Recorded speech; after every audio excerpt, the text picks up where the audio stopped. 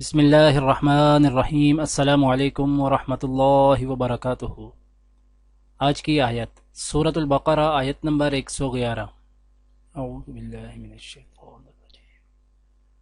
وقالوا لن يدخل الجنة الا من كان هودا او نصارا تلك امانيهم قل هاتوا برهانكم ان كنتم صادقين۔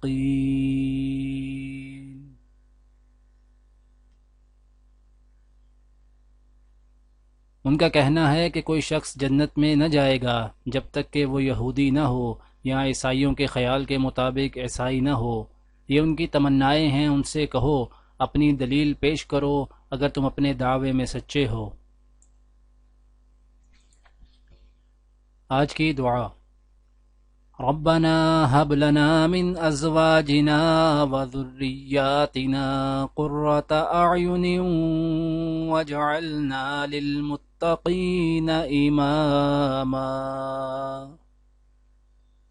اے ہمارے رب، ہمیں اپنی بیویوں اور اپنی اولاد سے آنکھوں کی ٹھنڈک دے اور ہم کو پرہیزگاروں کا امام بنا۔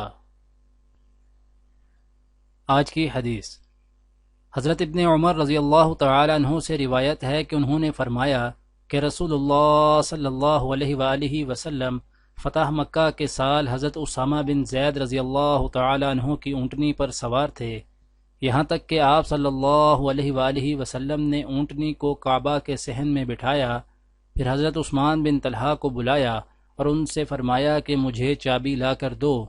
وہ اپنی والدہ کی طرف چابی لینے کے لیے گئے تو انہوں نے انکار کیا، تو حضرت عثمان رضی اللہ تعالی عنہ کہنے لگے کہ مجھے چابی دے دو ورنہ میں اپنی تلوار میان سے نکال لوں گا۔ حضرت عثمان کی والدہ نے ان کو چابی دے دی تو وہ اسے لے کر نبی صلی اللہ علیہ وآلہ وسلم کی طرف آئے۔ آپ صلی اللہ علیہ وآلہ وسلم نے دروازہ کھولا۔ دعا ہے کہ اللہ تعالی دنیا اور آخرت کی تمام بھلائیاں عطا کرے، عمل کی توفیق دے۔ سبحان ربک رب العزت عما یصفون وسلام علی المرسلین والحمد للہ رب العالمین، آمین۔